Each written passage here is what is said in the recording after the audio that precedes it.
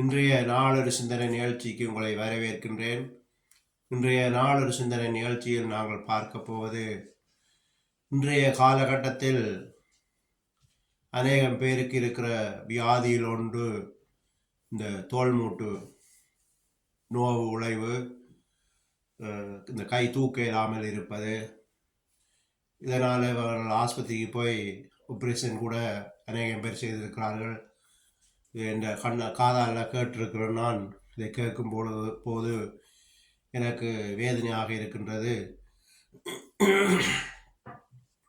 அப்போ நான் சொல்லுவேன், நீங்கள் எனக்கு சொல்லியிருக்கலாமே, நான் உங்களுக்கு தீர்வு சொல்லியிருப்பேன் என்று சொல்லி அநேக பேருக்கு சொல்லியிருக்கிறேன். அப்போ இந்த வீடியோவை பார்க்குற நீங்கள் யாராவது இருந்தால் இந்த வீடியோவை பார்த்து ஆப்ரேஷன் செய்யாமல் இதை சுகப்படுத்த முடியும். அதுக்கு முதல்ல என்னுடைய டெலிஃபோன் நம்பரை நோட் பண்ணி கொள்ளுங்கள். 003609993143. என்னுடைய யூடியூப் சேனல் ஜஸ்டின் ஜஃப்னான் அடித்து இடம்பெட்டு ஜஸ்டின் JUSTWN அடிச்சிங்கன்னு சொன்னால் யூடியூப்பில் ஃபுல் வீடியோ பார்க்கலாம். பார்த்து பலனடையுங்கள். விஷயத்துக்கு வருகிறேன். இந்த கை மூட்டு வலி ஏன் வருது என்று பார்த்தீங்கன்னு சொன்னால், இந்த தலையணி நீங்கள் பெரிதாக வைத்திருக்க வேண்டும்.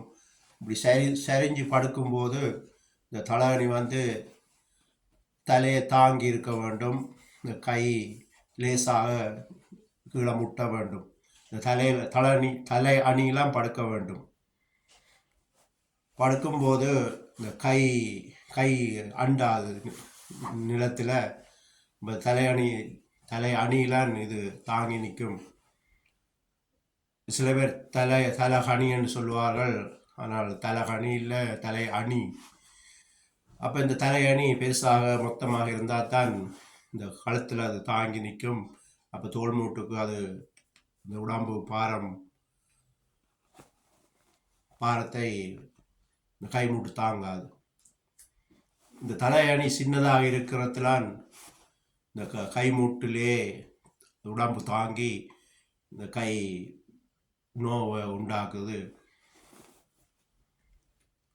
எனவே தான் சொல்லுகிறேன், இந்த தலையணியை மொத்தமாக வைத்தால், பெரிதாக இருந்தால் இந்த கை வலி வராது. ஆனால் நீங்கள் சரிந்து படுக்கும்போது தான் இந்த தலையணியை பெரிதாக வைத்து படுக்க வேண்டும். நிமிர்ந்து படுக்கும்போது தலையணி தேவையில்லை. நேராக நிமிர்ந்து கையை நீட்டி படுத்து பழகிக்கொள்ளுங்கள். ஏனென்றால் இந்த பெரிய தலையணியிலே நீங்கள் நிமிர்ந்து படுக்கும்போது இந்த தலைக்கு தலையணியை வைத்தீங்கன்னு சொன்னால் முதுகு வளையும். இது வயது போகும்போது அந்த முதுகு கூணலாக வரும். இதையும் சொல்லுகிறேன். கவனமாக இதை கேட்டு கடைப்பிடியுங்கள். மறுபடியும் சொல்லுகிறேன், நிமிர்ந்து படுக்கும்போது தலையணி போடாமல் நீட்டி நிமிர்ந்து படுங்கள்.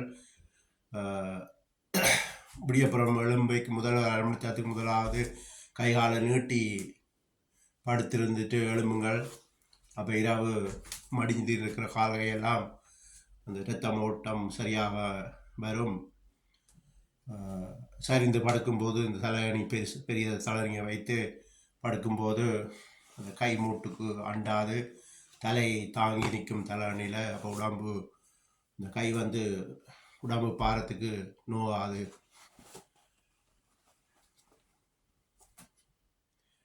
இப்படியாக செய்ய வேண்டும். அடுத்ததாக என்னென்று பார்த்தீங்கன்னு சொன்னால், இந்த கை மூட்டு நொந்துன்னு சொன்னால் ஒலிவ் ஆயில் எடுத்து ஒவ்வொரு நாளும் தடவும் போது அந்த நோவு காணாமல் போய்விடும். இதுகளை யோசிக்காமல் சிந்திக்காமல் கை நோவுதுன்னு சொல்லி போய் அதை வெட்டி கொத்தி எங்கள் உடம்பை பழுதாக்குகிறோம். அநேகம் பேர் ஆப்ரேஷன் செய்திருக்கிறார்கள் கை தூக்க முடியாமல். அதெல்லாம் நான் கேட்கும்போது வேதனைப்பட்டிருக்கிறேன். இந்த சிந்தனை இவர்களுக்கு இல்லாததில் தான் இப்படியான நோய்கள் எல்லாம் வருகின்றது. இதை கடைப்பிடித்தீங்கன்னு சொன்னால் உங்களுக்கு நீங்கள் இந்த நோயிலிருந்து விடுதலை ஆகலாம்.